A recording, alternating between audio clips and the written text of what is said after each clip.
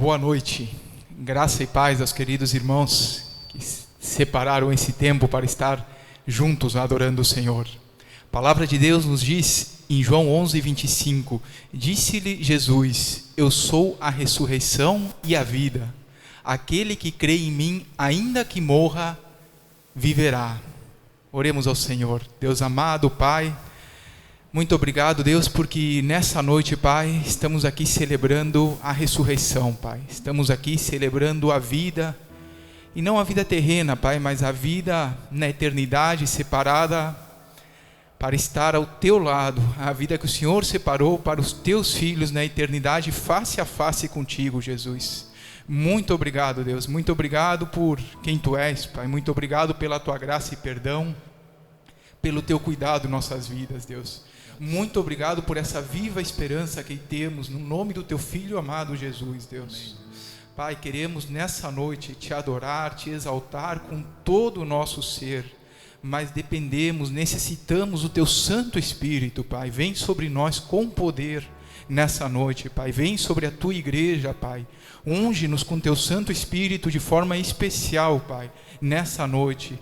Abre os nossos corações, abre a nossa mente para ouvir de Ti aquilo que o Senhor preparou nesta noite para tratar em cada coração, Deus. Perdoa as nossas falhas, imperfeições, tem misericórdia das nossas vidas, Pai. Muito obrigado, em nome de Jesus, amém. Ressurgiu, a morte venceu, nosso Deus é poderoso. Te convido a louvarmos ao Senhor declarando essa verdade.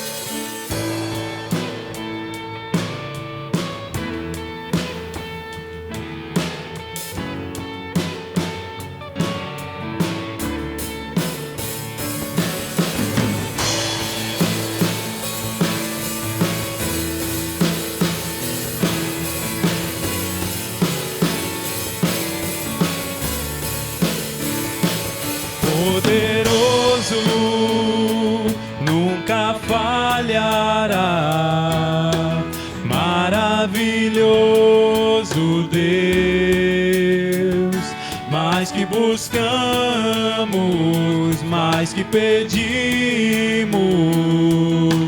grandes coisas faz, ressurgiu e a morte venceu. Nosso Deus é poderoso, em seu nome vamos vencer. Nosso Deus é poderoso.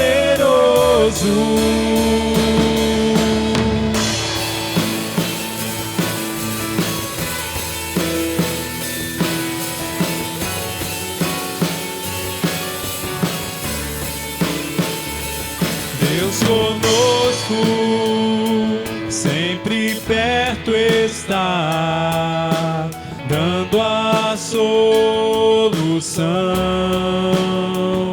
Mais que sabemos, mais que esperamos, grandes coisas faz, ressurgiu e a morte venceu. Nosso Deus é poderoso, em seu nome vamos vencer.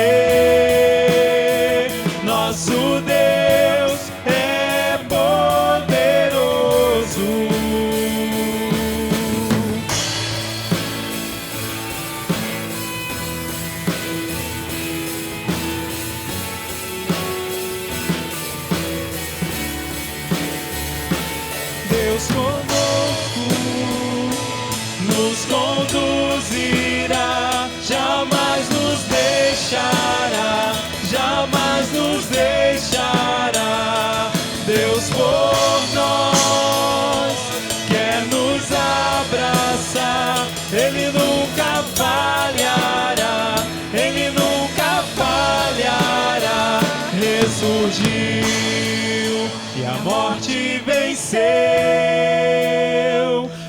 nosso Deus é poderoso.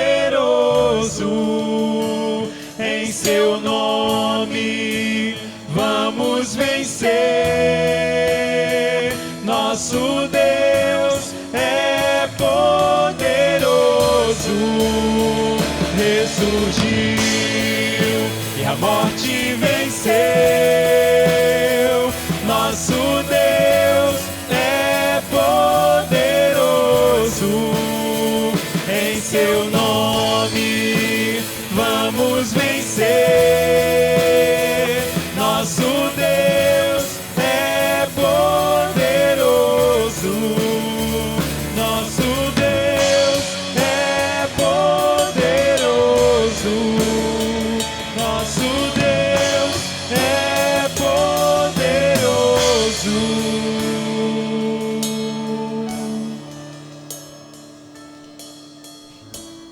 Aleluia, nosso Deus é poderoso. Glórias ao Senhor. Convido nessa noite a lermos juntos o texto que está no Evangelho de Lucas, capítulo 24, versículos de 1 a 12. Nos diz assim a palavra de Deus. No primeiro dia da semana, de manhã bem cedo, as mulheres levaram ao sepulcro as especiarias aromáticas que haviam preparado. Encontraram removida a pedra do sepulcro. Mas, quando entraram, não encontraram o corpo do Senhor Jesus. Ficaram perplexas, sem saber o que fazer. De repente, 2 homens com roupas que brilhavam como a luz do sol, colocaram-se ao lado delas. Amedrontadas, as mulheres baixaram o rosto para o chão, e os homens lhes disseram: por que vocês estão procurando entre os mortos aquele que vive? Ele não está aqui, ressuscitou. Lembre-se do que ele disse quando ainda estava com vocês na Galileia. É necessário que o Filho do Homem seja entregue nas mãos de homens pecadores, seja crucificado e ressuscite no terceiro dia. Então se lembraram das palavras de Jesus. Quando voltaram do sepulcro, elas contaram todas estas coisas aos 11 e a todos os outros. As que contaram essas coisas aos apóstolos foram Maria Madalena, Joana e Maria, mãe de Tiago, e as outras que estavam com elas. Mas eles não acreditaram nas mulheres, as palavras delas lhe pareciam loucura. Pedro, todavia, levantou-se e correu ao sepulcro. Abaixando-se, viu as faixas de linho e mais nada. Afastou-se e voltou, admirado com o que acontecera. O versículo 6,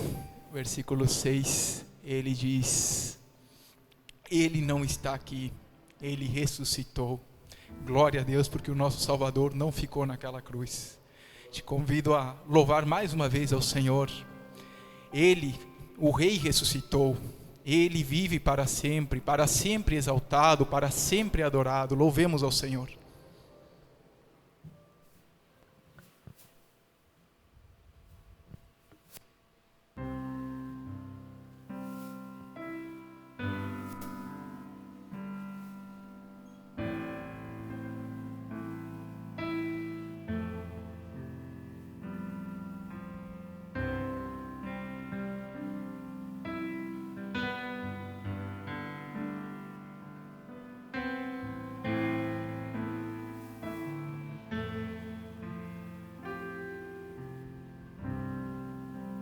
O universo chora, o sol se apagou, ali estava morto o Salvador. Seu corpo lá na cruz, seu sangue derramou, o peso do pecado ele levou, levou, levou.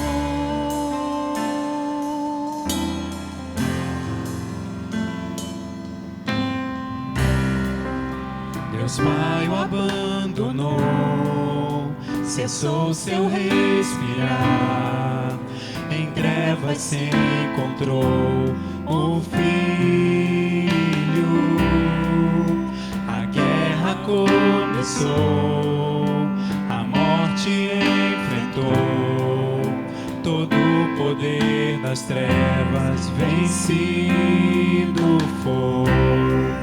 A terra estremeceu, sepulcro se abriu e nada vencerá seu grande amor. Ó morte, onde estás? O Rei ressuscitou, ele venceu pra sempre, pra sempre exaltado é, pra sempre adorado é, pra sempre ele vive, ressuscitou,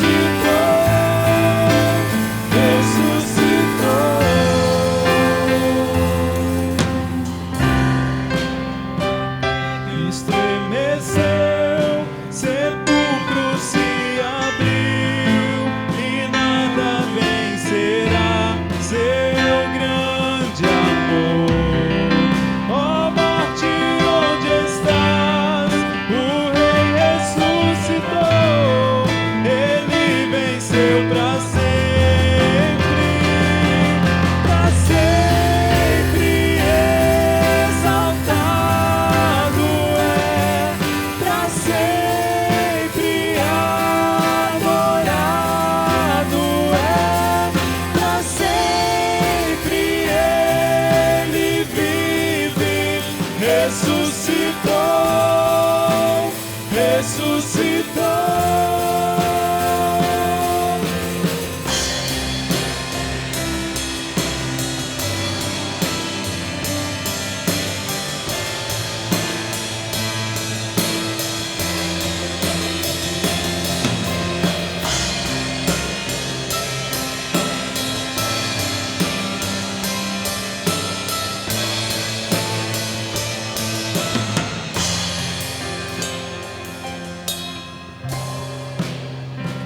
Cantamos aleluia, cantamos aleluia, cantamos aleluia, o Cordeiro venceu. Cantamos aleluia, cantamos aleluia, cantamos aleluia, o Cordeiro venceu. Cantamos aleluia, cantamos aleluia, cantamos aleluia, o Cordeiro venceu. Cantamos aleluia, cantamos aleluia, cantamos aleluia, o Cordeiro venceu.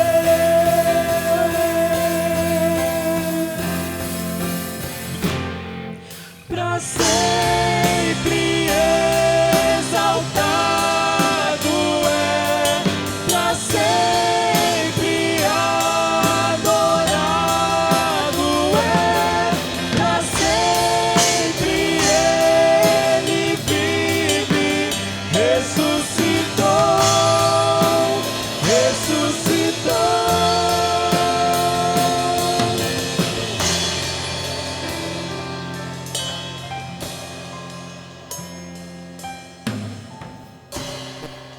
Bendito e amado Deus, cantamos nessa noite, Deus amado, aleluia, aleluia, o Cordeiro venceu. Muito obrigado, Deus, muito obrigado por essa vitória conquistada pelo Teu Filho em nosso lugar, Pai. Deus amado, te pedimos nessa noite, Pai, que pessoas que estão talvez nesse momento ouvindo, participando deste culto e que ainda não te conhecem, Deus, que ainda não tomaram a decisão de receber a Cristo como Senhor e Salvador, que nessa noite, Pai, cada um que esteja ouvindo esta palavra, Deus, possa ser impactado pelo Teu Santo Espírito, Pai, e entregar por completo a sua vida a Ti, Deus. Te suplicamos, Deus, que seja hoje um tempo, essa noite, Deus, um tempo de reconciliação, Pai, um tempo de libertação, Pai, um tempo onde a Tua presença seja percebida de forma clara entre nós, Pai, onde o poder do Teu Santo Espírito venha a dar ânimo ao cansado, Pai, venha a consolar aqueles corações que estão hoje enlutados, Pai, traz refrigério sobre as nossas famílias, Pai, traz cura aos nossos enfermos. Nessa noite te suplicamos, Pai, vai de encontro a cada um deles, Pai, vai de encontro a cada familiar, Pai, que sofre junto com a doença, fortalece, Pai, traz bom ânimo, Pai. Te suplicamos também, Pai, pela vida das nossas crianças, Deus, te pedimos também pela nossa sociedade, Pai, tem misericórdia, Pai, tem misericórdia das nossas autoridades, tem misericórdia de nós, Pai, tudo que estamos vivendo, Deus, dá-nos sabedoria, dá-nos discernimento, e como povo Teu, Deus, aviva-nos, Pai, traz sobre nós de forma abundante, Pai, o Teu Santo Espírito, dá-nos, Pai, visão, e faça-nos, Deus, por favor, compreender os Teus propósitos para cada um de nós, Pai. Permanece conosco neste momento, neste culto, Pai. Abre os nossos corações, que o Teu Santo Espírito tenha liberdade, Pai, para tratar tudo o que precisa ser tratado, Pai. E que venhamos a dobrar os nossos joelhos, Pai, e estar atentos a cada sussurro Teu, Pai, e dispostos a obedecer de forma completa, Pai. Muito obrigado, em nome de Jesus, amém. Amém.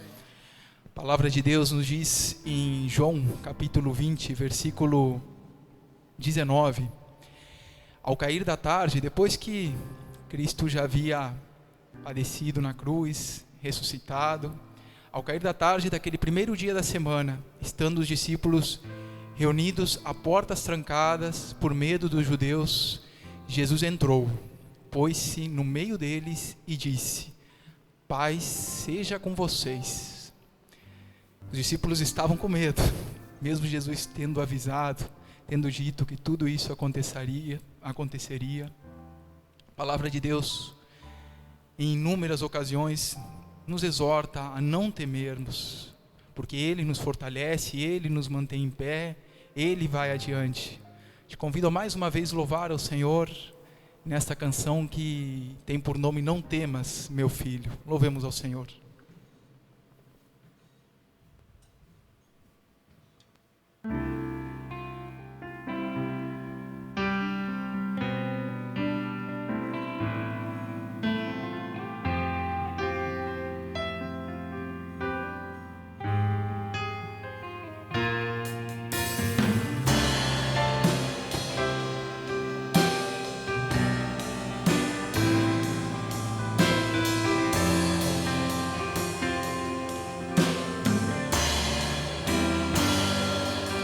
Estou pronto a desistir, pensando que cheguei ao fim. A tua mão me sustenta, a tua voz me orienta, dizendo: não temas, meu filho, não temas. Não temas, meu filho, não temas.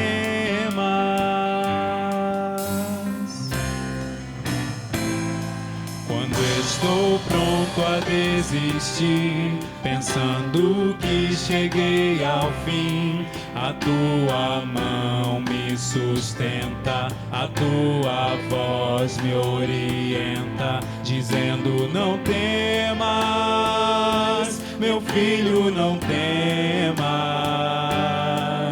Não temas, meu filho, não temas.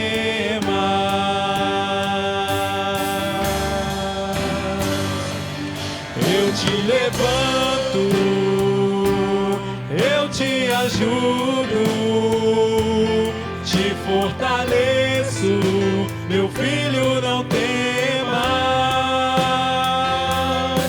Eu te levanto, eu te ajudo, te fortaleço, meu filho, não temas.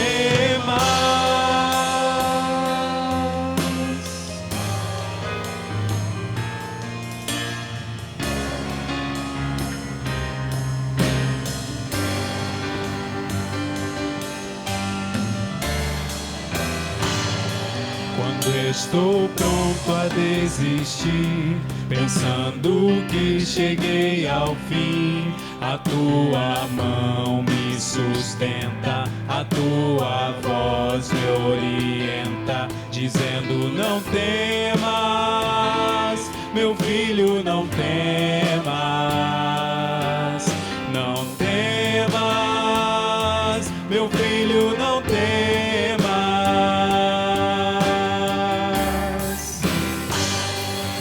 Eu te levanto, eu te ajudo, te fortaleço, meu filho, não temas.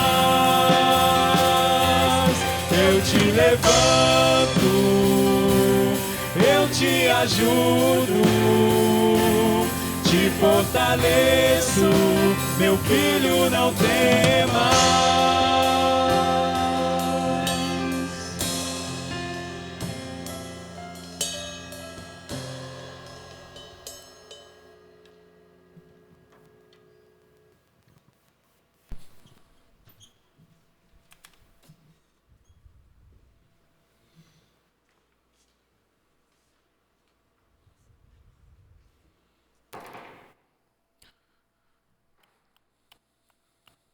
Gostaríamos nesse instante de, mais uma vez, saudarmos a todos aqueles que conosco partilham deste momento de culto e adoração com a graça e a paz do nosso Senhor e Salvador Jesus Cristo. Espero sinceramente que este esteja sendo um tempo de louvor, exaltação, adoração a Deus, seja um tempo de contrição e que esse momento seja também o revelar da vontade de Deus, do desejo do coração de Deus para a sua vida. E quero te convidar a, juntos, continuarmos a meditar na palavra de Deus. Este domingo é um domingo especial, porque como cristãos nós celebramos a vitória do nosso Senhor e Salvador Jesus Cristo sobre a morte, sobre o pecado e sobre Satanás.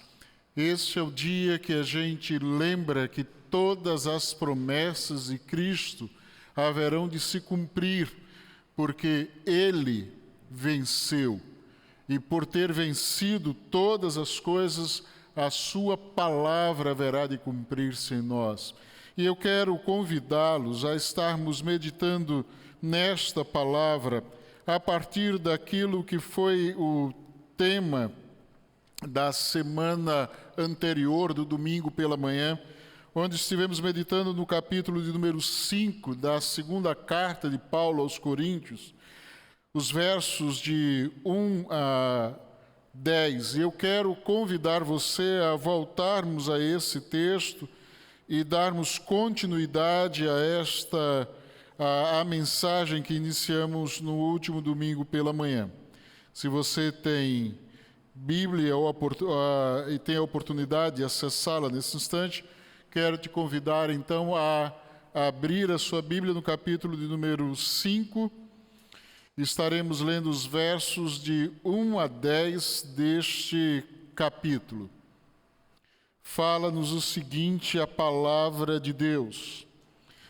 Sabemos que, se a nossa casa terrestre deste tabernáculo se desfizer, temos da parte de Deus um edifício, casa não feita por mãos, eterna nos céus.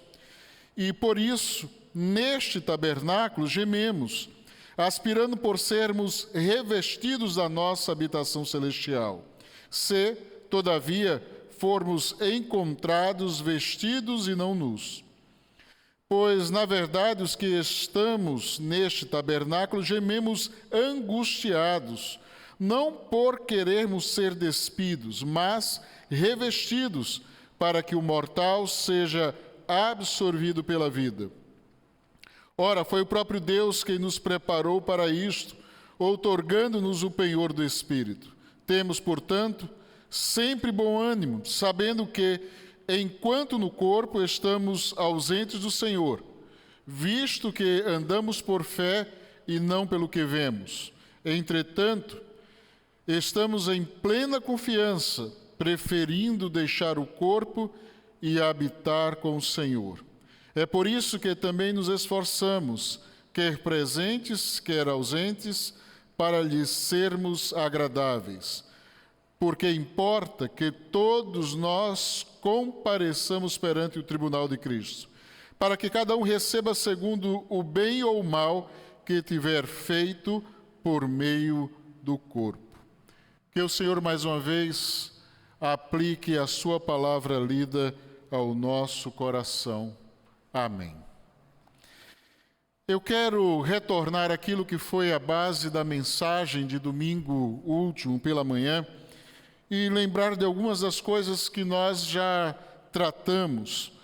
Quero lembrá-los que esse texto é como que uma continuidade do capítulo 4, ou final do capítulo 4, dos versos de 16 a 18, quando o apóstolo fala da expectativa da glória e do desafio da vida neste mundo. A partir disso, ele começa a falar da sua certeza, de uma certeza inequívoca de que nós sabemos ou temos convicção de que quando esta casa, o corpo humano, terreno, se desfizer, temos da parte de Deus um edifício eterno, que é o corpo glorificado. Depois ele segue adiante falando acerca daquilo que é esta experiência como um gemido profundo, um desejo ardente desse momento, de vivermos essa realidade nesse novo tabernáculo, nesse lugar que Deus tem preparado para nós. Dizendo com isso que a vida aqui não é o paraíso, que a vida aqui de modo algum pode ser visto como o céu. Aqui nós temos lágrimas, aqui nós temos sofrimentos, aqui nós temos aquilo que é a dor, a perda, a morte. Todas estas coisas fazem parte da vida e do corpo frágil que vivemos. Mas vivemos a experiência da aspiração gloriosa, almejamos pela eternidade. Como diz Eclesiastes, Deus pôs a eternidade no coração do homem, desejamos a eternidade. E dando continuidade, ele chega no capítulo 5 falando que existe um penhor, ou seja, que já vivemos como que o antigozo da eternidade. Nós podemos viver a experiência, a expectativa daquilo que irá acontecer. Nós temos certeza de que isso haverá de acontecer porque o Espírito que habita em nós nos conduz ou nos leva a viver a experiência de que a eternidade está por chegar, que a vida gloriosa está por vir. Essa é a garantia, esta é como que a promessa dessa união com Cristo. Como fala um pensador chamado Warren Wiersbe, ele diz que essa palavra penhor é como uma aliança de noivado, é como uma promessa de casamento, algo que irá acontecer e que nós estamos prestes a viver isso. E dando continuidade a essa realidade da vida, da expectativa do céu, o apóstolo Paulo vai falar da confiança plena a partir dos versos 6 a 8. Ele vai mostrar agora que diante daquilo que é essa expectativa, existe uma motivação para vivermos aqui. O céu não é apenas a direção, o céu não é apenas o objetivo, o céu não é apenas o destino, ele também é o motivo pelo qual nós enfrentamos este mundo. E ele é aquilo que nos motiva a viver neste mundo e vivermos de uma forma diferente daqueles que não têm esta esperança. E olha o que nos diz a palavra de Deus nos versos 6 a 8, quando fala desta confiança plena, o apóstolo Paulo.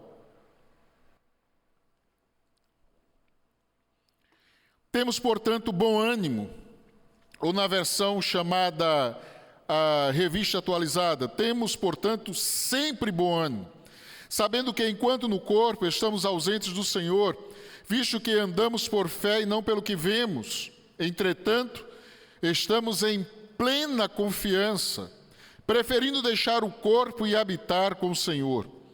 É impressionante como o apóstolo ele usa nestas palavras de termos bem fortes. Ele diz, olha, nós temos plena confiança.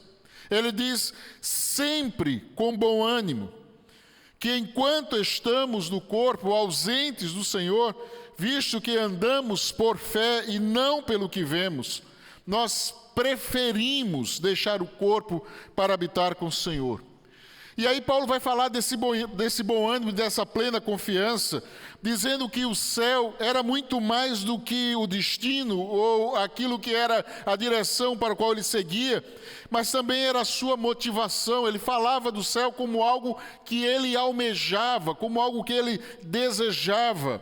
E esse desejo do céu, que era devido à presença do Espírito Santo na sua vida, não apenas lhe dava confiança com o futuro, quanto àquilo que haveria de vir, mas também dava coragem para viver no presente.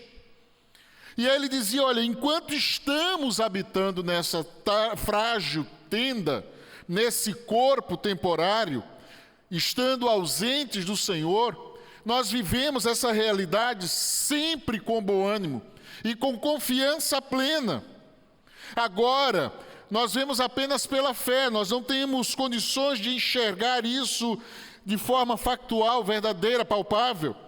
Mas depois, quando morrermos, quando mudarmos deste tabernáculo para a mansão celestial, receberemos o corpo de glória, semelhante ao corpo de Cristo, e assim haveremos de estar com Ele fisicamente, vendo face a face.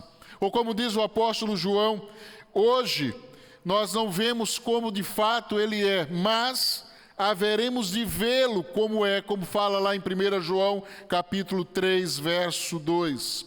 E o apóstolo Paulo vai dizendo que essa razão era tão forte, essa confiança que ele tinha em Cristo, era algo tão precioso a ele, e que o dominava de maneira tão absoluta, que ele chega a dizer lá no primeiro capítulo de Filipenses, verso 21, para mim o viver é Cristo e o morrer é lucro.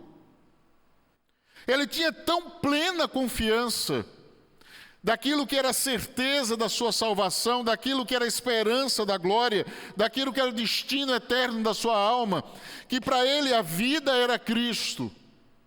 E a morte para ele era apenas aquilo que ele chamava de lucro. Ou seja, é algo que eu vou receber a mais. E indo mais adiante no verso de número 23, ele diz, olha, estou pressionado de ambos os lados. Ele falava isso quanto àquilo que era a missão, o desejo de pregar o Evangelho, de levar adiante a mensagem de Cristo e a esperança da glória com Jesus. Ele diz, estou pressionado dos dois lados, desejo partir e estar com Cristo, o que é muito melhor. A sua vida era pautada por esta certeza, a certeza de que ele haveria de viver para Cristo e a experiência de viver em Cristo. Além disso, lá em 2 Coríntios, no verso 8, ele fala, temos, pois, confiança, preferindo estar ausentes do corpo e habitar com o Senhor. Por que desta certeza? Por que desta confirmação? Por que desta convicção? Porque o Espírito Santo traz aquela certeza e esse penhor ao nosso coração. E aí a palavra que vem aqui neste momento é que não é uma motivação escapista, não é uma motivação de fuga, não é uma motivação de esconder-se do mundo, sair do mundo, fugir da realidade. Não, a ideia é completamente diferente.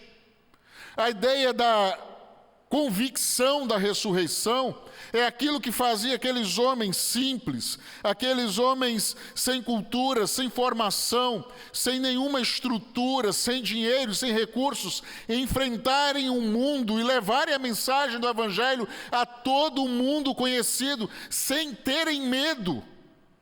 Eles eram motivados pela experiência, a convicção da ressurreição. Eles não tinham medo da perseguição judaica, eles não tinham medo do Império Romano, eles não tinham medo dos exércitos romanos, eles não tinham medo daqueles que viviam a idolatria, não tinham medo dos demônios, eles tinham a convicção da ressurreição, de que a morte foi vencida, Cristo venceu a morte e eles viviam a experiência da vida confiante no Senhor. É interessante quando a gente vê, eu já falei isso aqui outras vezes, quando a gente olha para a forma como eles morreram. Os primeiros apóstolos, era a certeza, a convicção da confiança, era a motivação da ressurreição. Pedro, segundo a tradição, foi crucificado de cabeça para baixo em Roma. André, segundo a tradição, foi martirizado e morto na Grécia. Tiago, filho de Zebedeu, foi morto por Herodes em Jerusalém. João, irmão de Tiago, foi lançado vivo num tacho de óleo fervente, não morreu. Depois Deus o livrou e foi lançado na fornalha de fogo ardente. Depois foi exilado para a ilha de Patmos, onde recebeu a revelação e morreu de velhice. Filipe, de acordo com a genealogia dos apóstolos, morreu de morte natural. Bartolomeu, segundo a tradição, foi posto vivo num saco e lançado no mar. Mateus, segundo a tradição, morreu de morte natural na Etiópia ou na Macedônia. Tomé foi trabalhar na Índia e foi martirizado e morto ali. Tiago, filho de Alfeu, foi, segundo alguns, apedrejado pelos judeus em Jerusalém. Tadeu foi sepultado em Beirute, vítima de martírio. Simão, Zelota, segundo a tradição, trabalhou na África e sofreu martírio na Palestina, no tempo de Domiciano. Judas enforcou-se. O apóstolo Paulo pode ser encontrado aqui, poderíamos acrescentar, foi também decapitado próximo de Roma, segundo a tradição. O que fez estes homens, ou que moveu estes homens a colocarem as suas vidas de forma completa, total e irrestrita, correndo risco e andando por toda forma de sofrimento, o que movia estes homens? Eles tinham certeza da ressurreição. A morte foi vencida. Eles não tinham medo de nada nem de ninguém.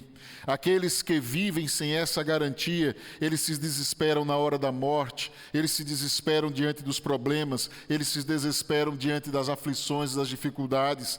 Aquilo que nos leva a viver uma vida de lutas e não fugir, e não abandonar, e não desistir das coisas e das pessoas, é a certeza, a convicção de que em Jesus nós temos sempre bom ânimo.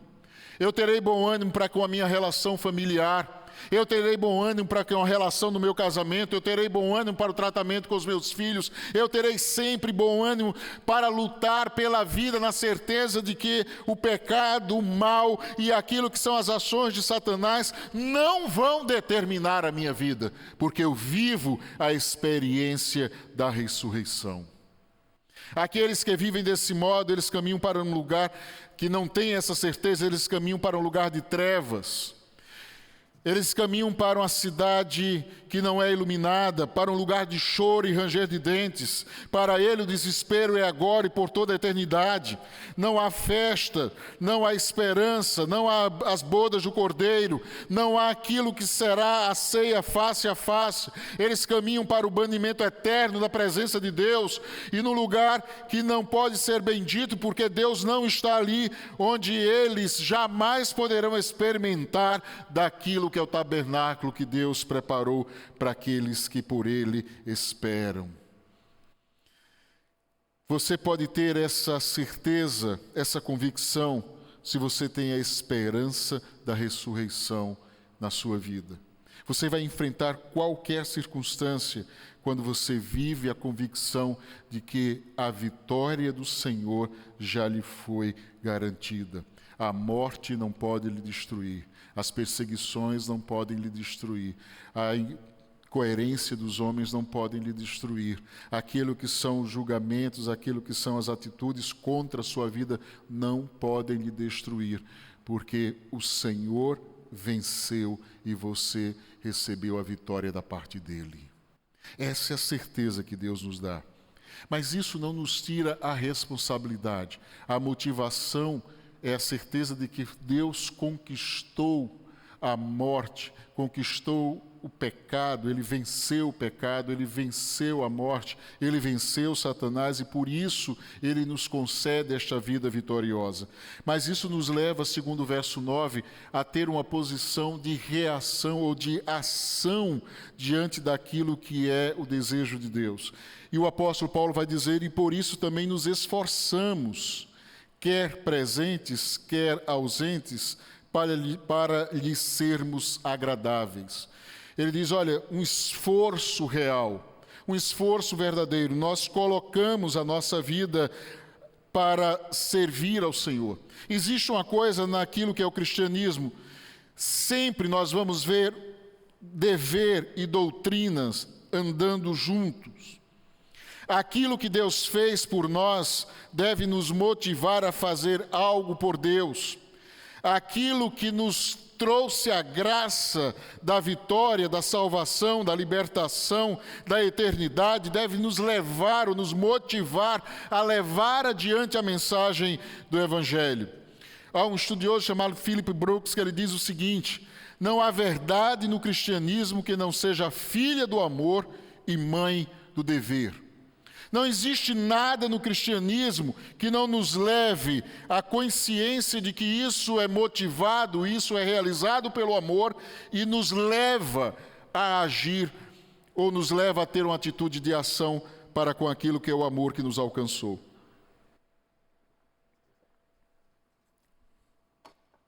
Paulo não é um místico desgostoso da vida, do mundo, em busca de um refúgio monástico, ao contrário. Paulo viveu intensamente. O fato de amar o céu e desejar ir para a casa do Pai não tirou dele o entusiasmo em viver aqui e agora engajado com os projetos do reino de Deus e aquilo que era a obra que o Senhor lhe confiara. É interessante lembrar de uma situação que aconteceu comigo quando adolescente.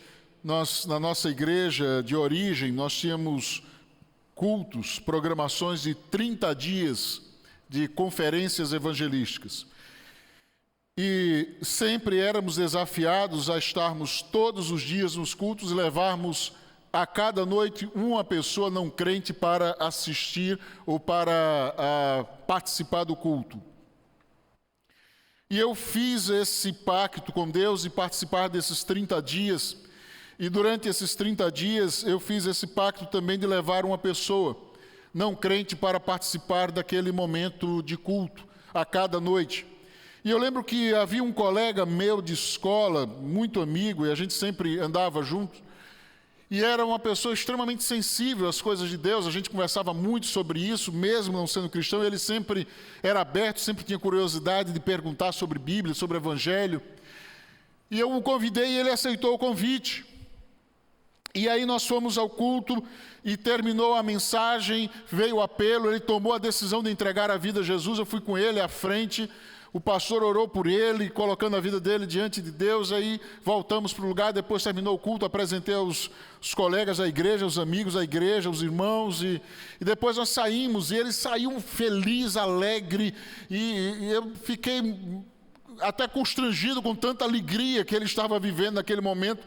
Tão feliz ele estava, ele me abraçou e saiu abraçado comigo até o ponto de ônibus, e aí nós entramos no ônibus, aí eu disse, olha, eu fico feliz com a sua alegria, estou feliz por vê-lo feliz em tomar essa decisão ao lado de Cristo, e eu quero dizer algumas coisas sobre essa experiência da nova vida com Jesus, o que é que significa isso. E dentre estas coisas eu fui falando, e uma delas que eu falei era exatamente isso, olha, Deus vai livrar você do medo da morte. E aí ele parou, olhou para mim, de forma séria, e disse, sabe que eu nunca tive assim, muito medo da morte? Eu nunca tive isso. Lógico, eu deveria ter uns 16 anos, ele 17, talvez 18 anos, não era assunto ou ideias com as quais nós lidamos muito nessa fase da idade, nessa fase da vida, com essa idade. E aí ele disse, mas sabe que eu tenho medo? Eu tenho medo de desperdiçar a minha vida. Eu tenho medo de que eu não possa usar a minha vida corretamente. O interessante é que quando eu vi ele falar isso, eu entendi o verdadeiro motivo da sua decisão de entrega de vida a Jesus. Ele não queria perder a vida. Muito mais do que ganhar aquilo que era a certeza da salvação, que livrava do medo da morte, ele estava dizendo: olha, eu tomei essa decisão porque eu quero viver uma vida que seja de fato proveitosa. O apóstolo Paulo, ele tinha isso consigo. O seu projeto de vida era agradar a Deus. O seu projeto de vida era viver para a glória de Deus.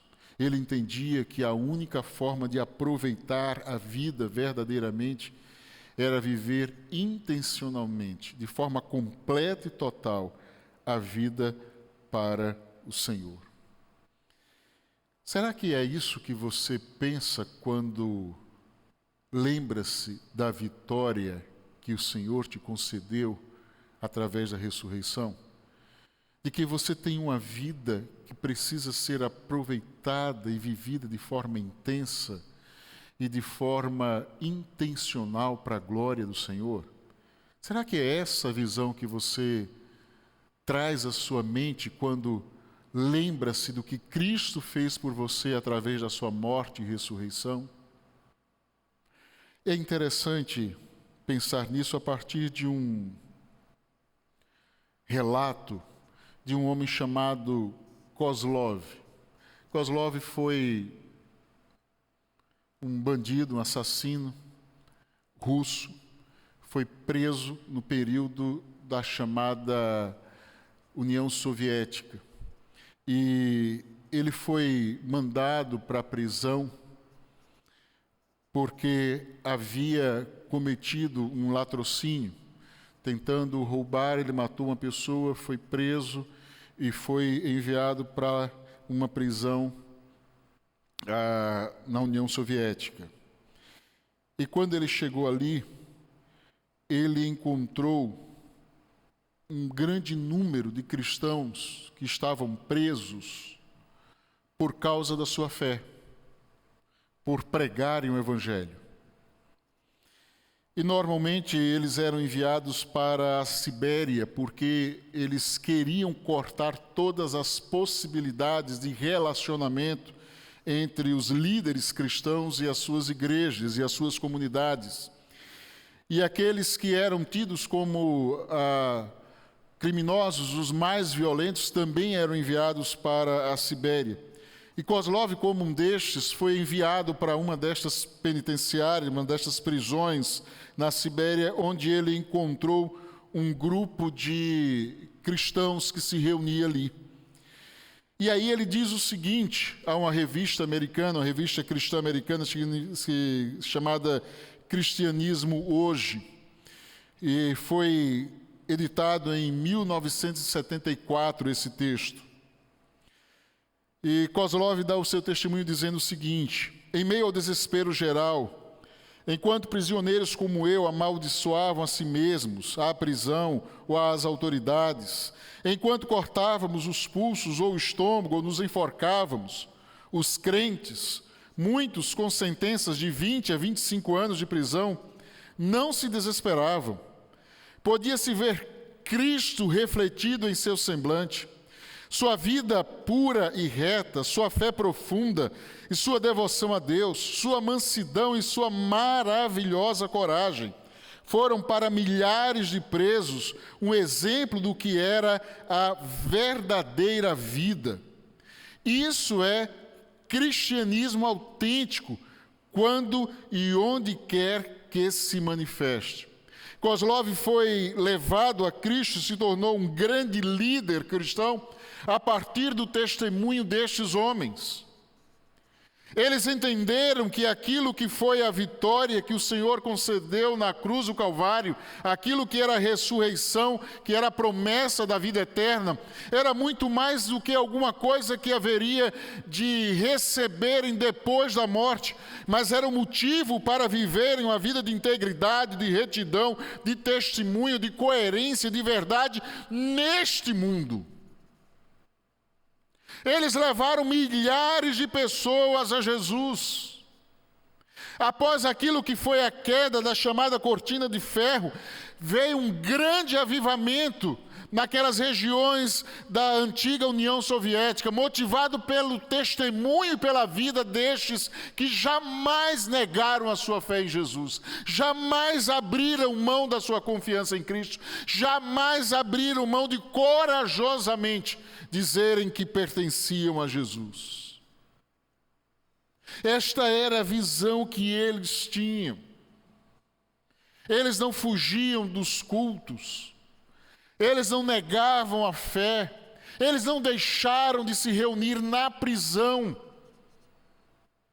Diante daquilo que era a perseguição, a zombaria, o escárnio, eles jamais abriram mão do testemunho de Jesus. Sabe qual é a minha grande pergunta nesse tempo? Como a igreja de Jesus, desse momento, reagiria diante de uma perseguição?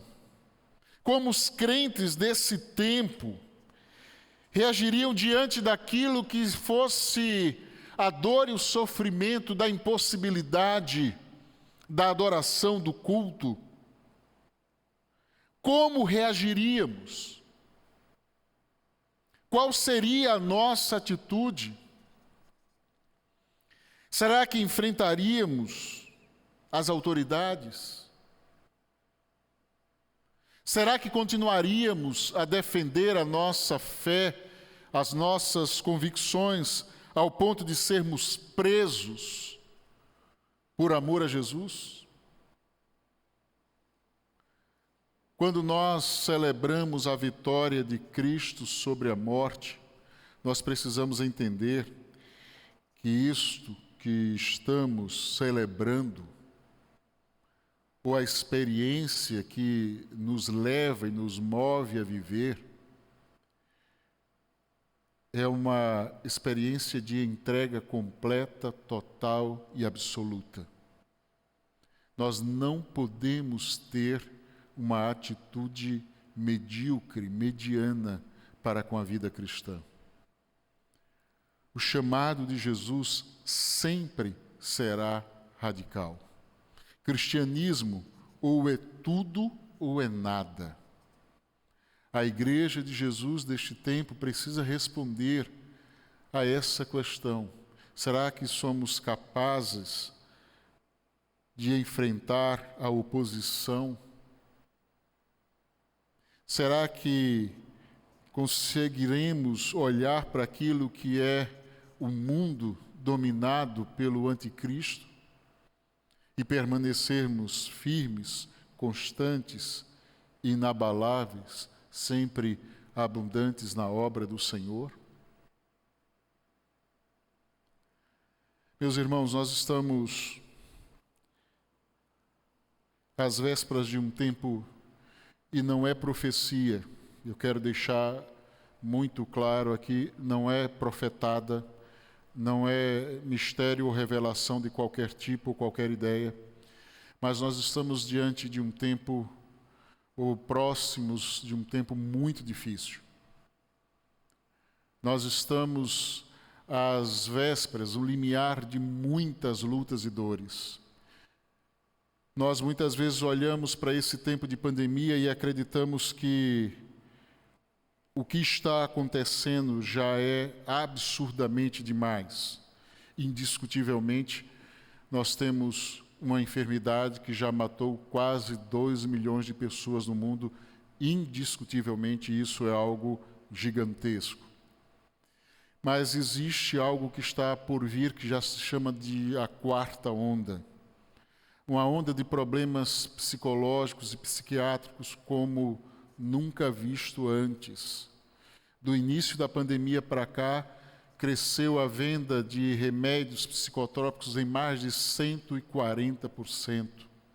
Hoje existe como que uma avalanche nas famílias, nos casamentos, nos lares, de destruição e derrocada.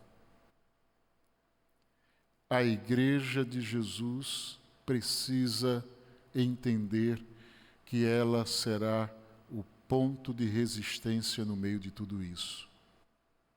nós temos a obrigação moral de olharmos para tudo o que está acontecendo e continuarmos a viver de forma fiel, inabalável, aquilo que é a mensagem que o Senhor nos concedeu. Esse é um tempo que desafia-nos como igreja a vivermos uma realidade de confrontação, uma realidade de esperança em meio a todo o desespero que aí está. Uma realidade que insiste em dizer que em Cristo Jesus, apesar de tudo quanto está acontecendo e haverá de acontecer, continuamos crendo que nele somos mais que vencedores. Essa é a realidade da ressurreição, da vida vitoriosa. Mas existe algo que eu quero concluir esse momento de reflexão nesta noite destacando. O apóstolo Paulo, ele vai dizer no verso de número 10, o seguinte: porque importa que todos nós compareçamos perante o tribunal de Cristo, para que cada um receba segundo o bem ou o mal que tiver feito por meio do corpo. Ele fala que existe um tribunal justo. Paulo, embora estivesse falando e pensando no céu, desejando a vida futura, ele nunca esqueceu de que estava não somente no caminho da glória, mas que ele também estava no caminho do juízo, ou do dia do juízo final. É bom que a gente saiba que ninguém está isento de ser convocado a este tribunal. Nós estaremos diante do juiz. Nem todos serão julgados, mas todos estarão diante do justo juiz. Alguns já foram absolvidos, passaram do juízo, já passaram da morte para a vida, não entrarão em juízo, foram absolvidos por aquilo que foi a morte de Cristo, mas todos nós estaremos diante de Jesus. Todos nós enfrentaremos esse dia, que é o dia do juízo final. Temos ali um tempo de prestação de contas, onde haverão de receber o veredito de Cristo, e haverá de se dar conta daquilo que foi a oportunidade, aquilo que foi a bênção, aquilo que foram as muitas e incontáveis oportunidades dadas por Deus para a salvação e que foram negadas ou relegadas. E diante de tudo isso, trata-se aqui não de salvação pelas obras. Deus nos salva não por nossas obras para com Ele, mas pela obra de Cristo por nós. E o tribunal de Cristo, é bom que seja dito, será justo. Haverá de ser com justiça. Ninguém poderá escapar dele. Aqui os homens driblam as leis, escapam da justiça, torcem o direito do inocente, mas ninguém poderá escapar do tribunal de Cristo. Quando em vez eu escuto alguém dizendo, olha, aqui se faz e aqui se paga, infelizmente, eu quero deixar você assim completa e totalmente decepcionado. Muitos que aqui fizeram coisas terríveis não vão pagar aqui. Mas ninguém escapa daquilo que é o tribunal da justiça divina. E o apóstolo Paulo vai dizer claramente que este lugar, a vida, é o nosso campo de prova para a eternidade. Aquilo que plantamos na vida, colheremos na eternidade. O que fazemos aqui reverberará na eternidade. O bem ou o mal que plantarmos aqui, haverá de alguma forma no corpo, haverá de receber a recompensa no juízo, no tribunal de Cristo no céu. E esse tribunal será imparcial.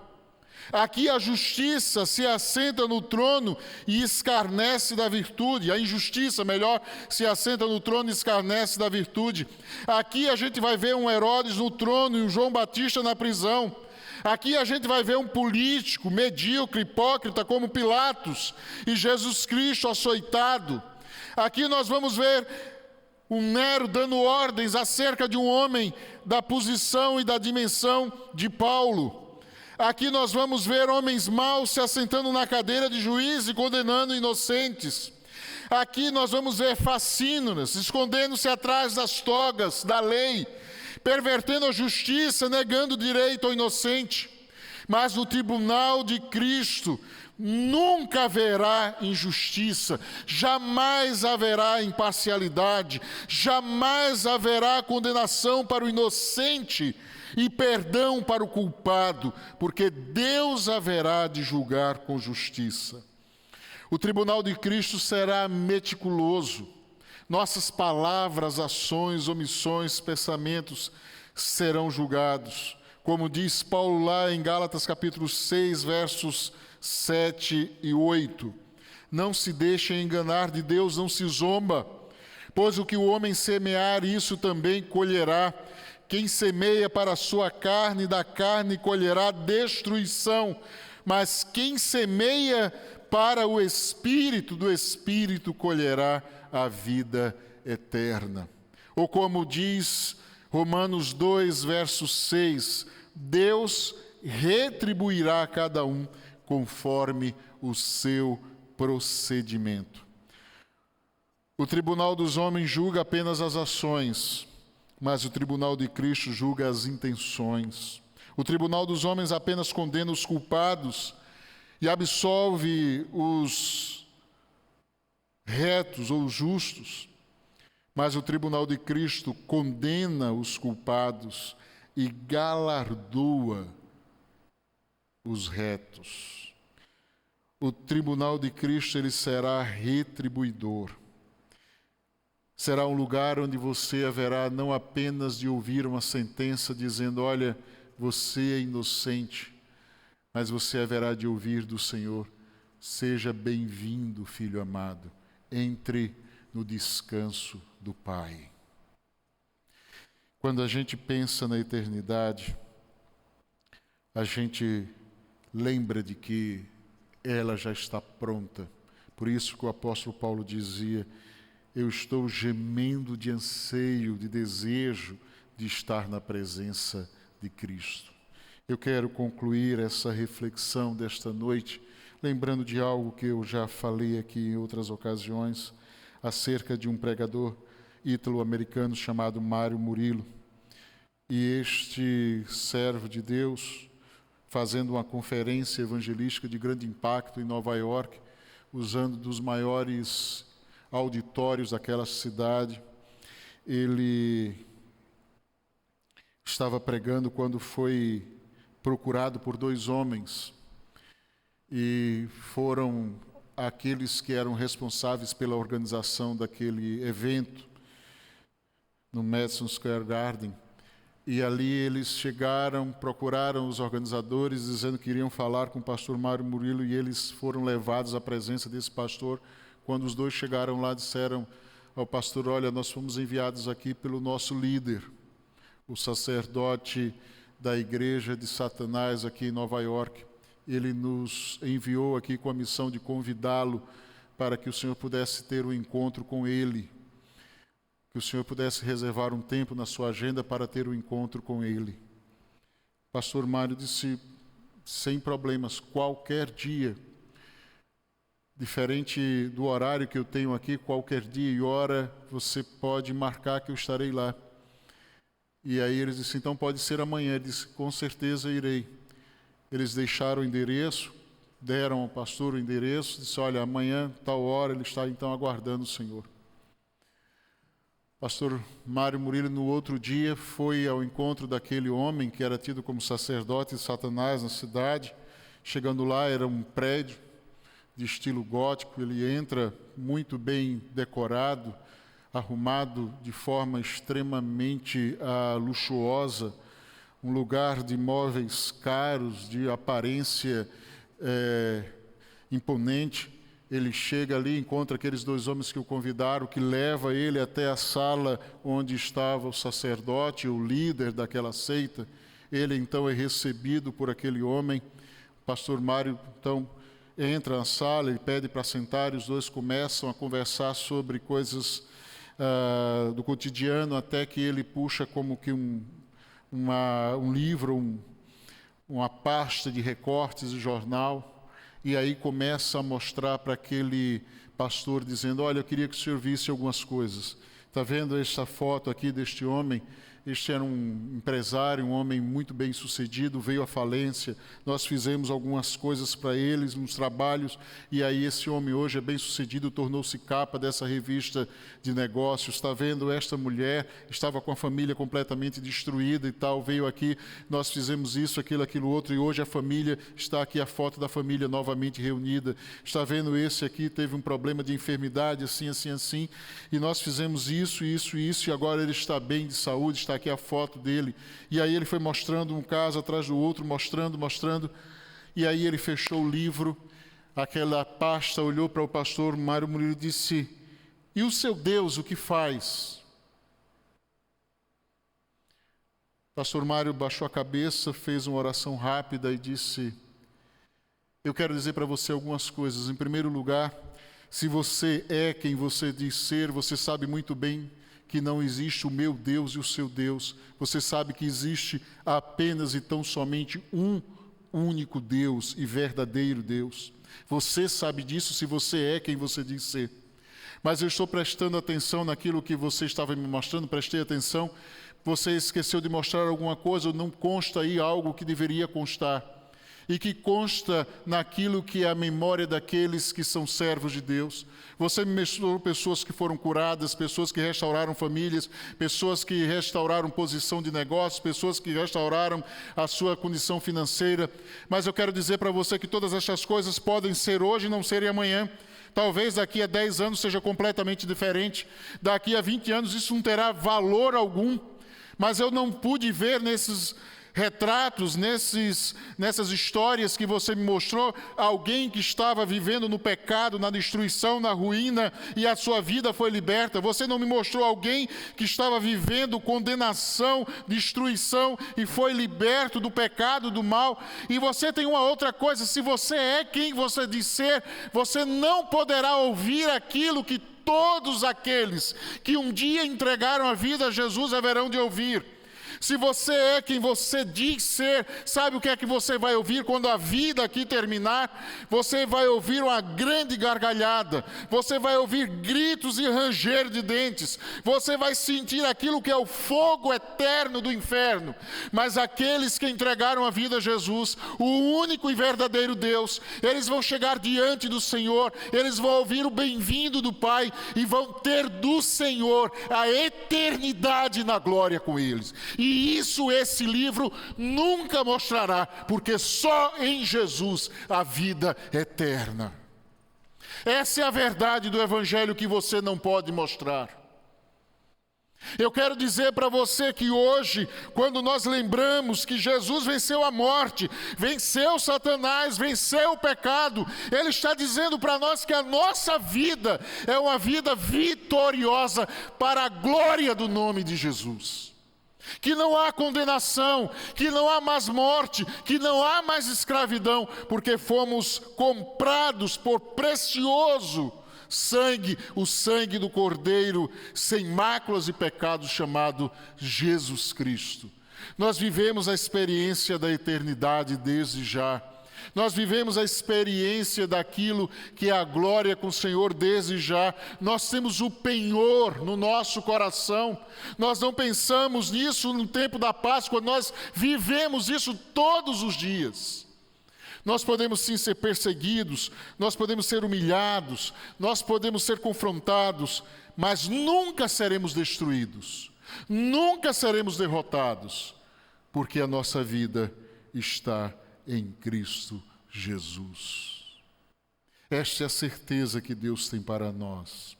Hoje, nós celebramos esta vitória, nós celebramos aquilo que é a vida com Deus, a esperança da eternidade. Nós celebramos sim, porque temos consciência de que em Cristo Jesus, estando nele, nós temos certeza de que um dia estaremos na glória para sempre com ele. É preciso que você responda a isso. Será que você tem esta certeza? Será que você tem essa convicção no seu coração? Será que você vive esta experiência de que, morrendo agora, nós não sabemos, temos visto pessoas, eu estou vendo amigos preciosos, na flor da idade, gente muito jovem, cheias de planos, pessoas abençoadíssimas, colegas pastores amados, estão falecendo nesse tempo. Certamente cheios de sonhos, de planos, almejando fazer muitas coisas para o Senhor, mas não mais estão entre nós. Glórias a Deus, eles estão vivendo a experiência da eternidade. Mas isso prova que nós não temos domínio sobre a vida. Significa dizer que você precisa ter essa resposta. Se hoje você falecer, aonde você passará a eternidade? Muito mais do que saber se você descansou ou não na Sexta-feira Santa, se você comeu carne ou peixe durante a Semana Santa, muito mais do que saber qual foi o seu cardápio durante esses dias, o que de fato importa, qual a esperança que governa o seu coração. Para onde você vai? Você espera o quê? O fim? Ou você, como o apóstolo Paulo, e aqueles que em Cristo aguardam, ou por Cristo aguardam, o céu? Para onde você está indo? Eu tenho certeza que o desejo de Deus, e o desejo do meu coração, é que nesta noite você possa dizer ao Senhor: Senhor, aqui está a minha vida. Eu coloco a minha vida no teu altar. Eu recebo aquilo que é o resultado da tua morte na cruz do Calvário e da tua ressurreição.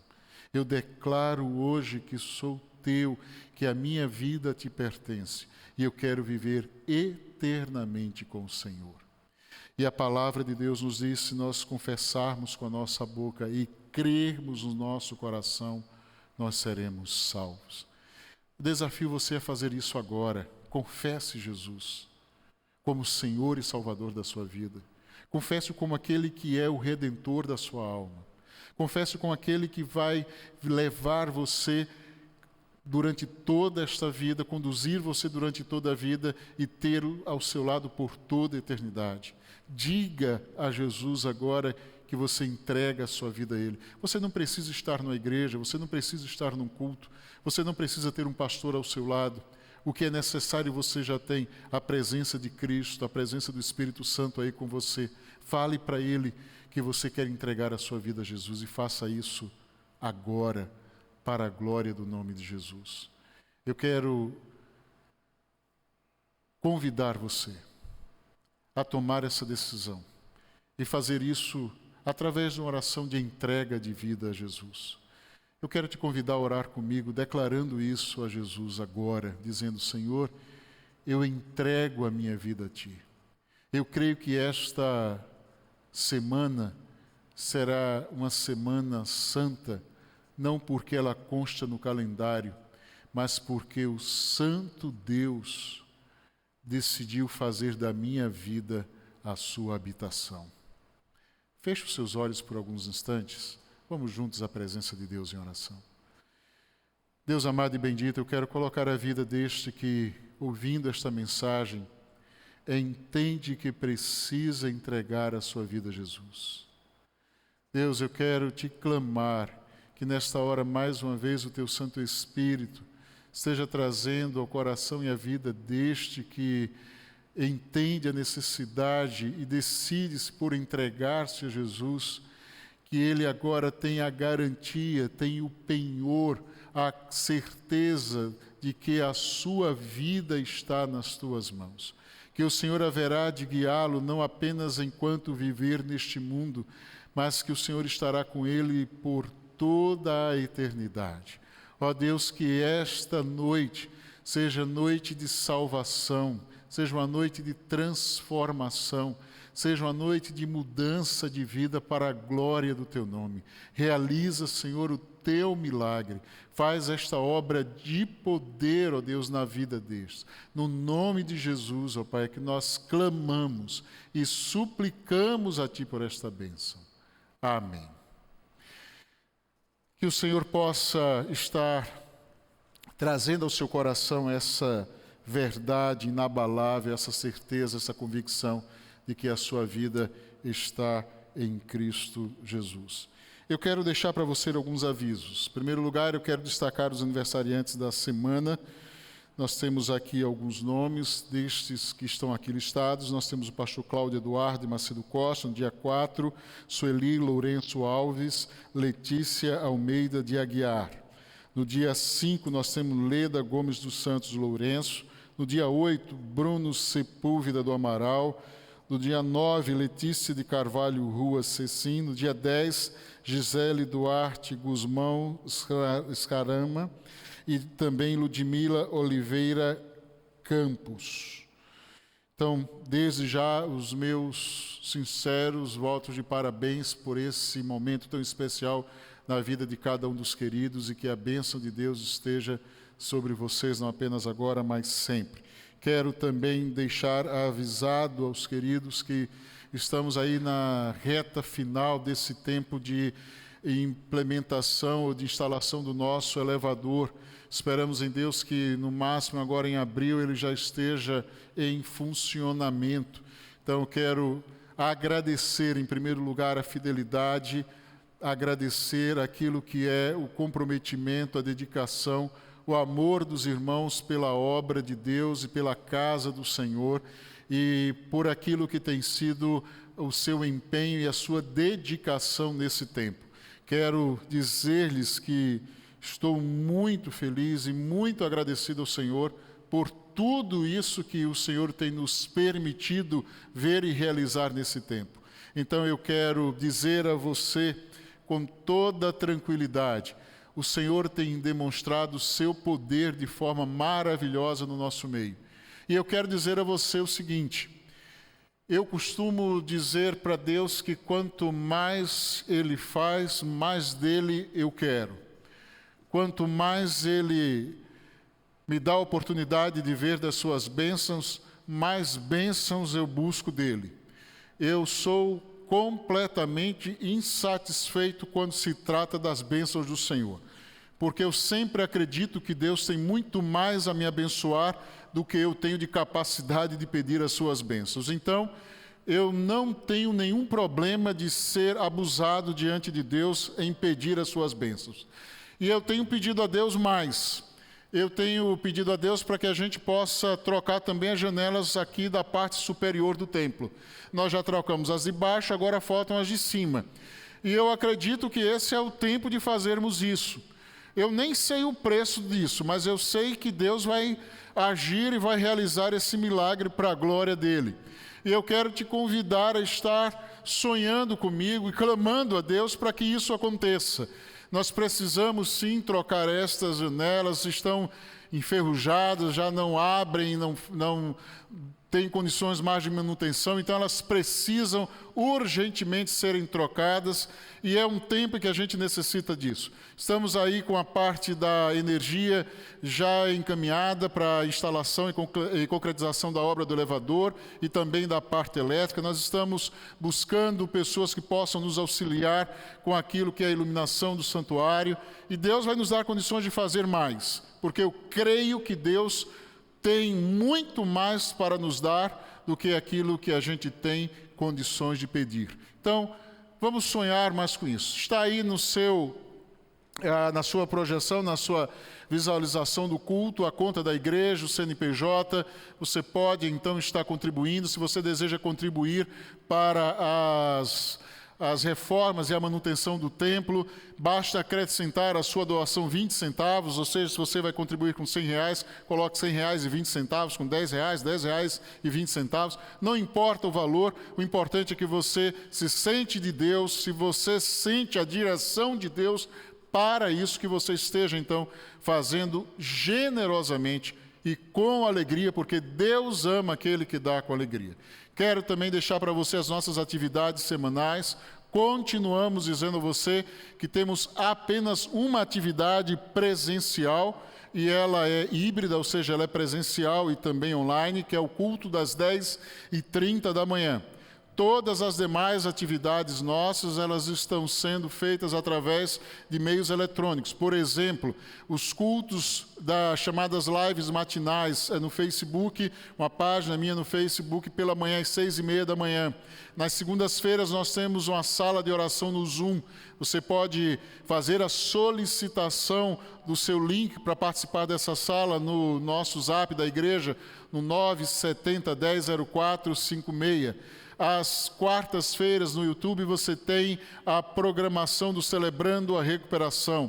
Às sextas-feiras também no YouTube nós temos o nosso culto de estudo da palavra e oração. Aos domingos pela manhã nós temos às 9h da manhã também no canal do YouTube a nossa escola bíblica dominical, e às 10h30 presencial e no canal do YouTube, e aos domingos à noite tão somente no canal do YouTube, o nosso culto vespertino. Quero desafiar você a participar, quero desafiar você a enviar este link a outras pessoas para que outros estejam participando, ouvindo da palavra, conhecendo sobre a graça salvadora de Jesus, o poder da ressurreição, vivendo a experiência da vida vitoriosa que só Cristo pode dar. E nós acreditamos sim que esta experiência, ela não limita-se à Páscoa. Ela é apenas um marco, ela é apenas um dia, ou um momento, ou uma semana do ano onde nós celebramos esta realidade. A Páscoa para nós é a convicção, a certeza de que nós vivemos continuamente na presença do Cristo vivo. Que esta seja a certeza a dominar o seu coração, e que esta semana seja uma semana onde você possa perceber a presença do Cristo vivo e deste Cristo vivo compartilhar com aqueles que ainda não conhecem. Deus abençoe a sua vida, Deus abençoe a vida da sua família, e louvemos ao Senhor com alegria, encerrando esse tempo de celebração e culto para a glória do nome de Jesus.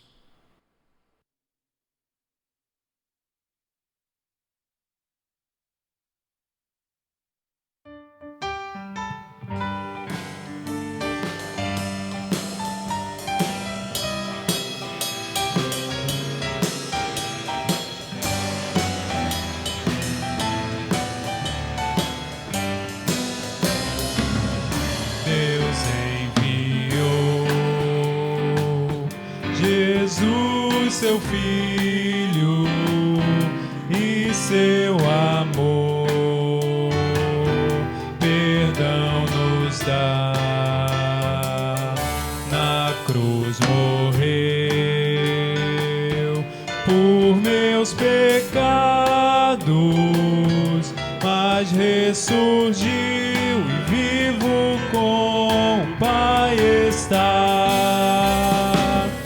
Porque vivo está, o amanhã enfrento, sim, vivo está,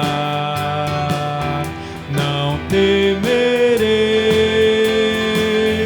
pois eu bem sei que é dele o meu futuro, e a vida vale a pena.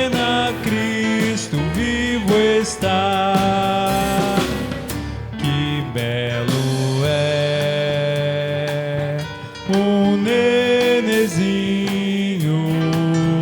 e que prazer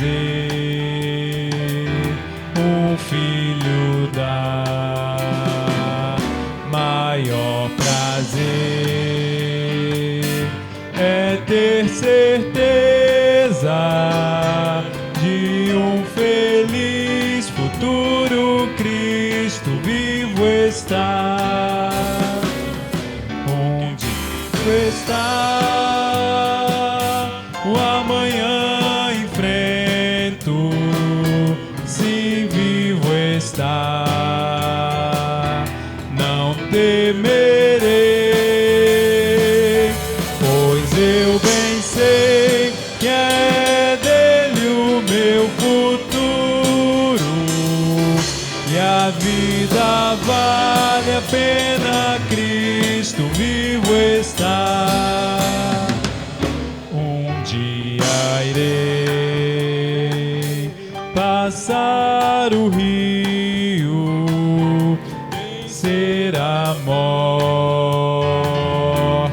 sem temor, morrer pra mim será vitória. Verei a glória de Jesus, meu Salvador, porque vivo está, o amanhã enfrento, sim, vivo está, não temerei, pois eu bem sei que é dele o meu futuro, e a vida vale a pena, Cristo vivo está, vivo está, o amanhã enfrento, sim, vivo está, não temerei, pois eu bem sei que é dele o meu futuro, e a vida vale a pena, Cristo vivo está.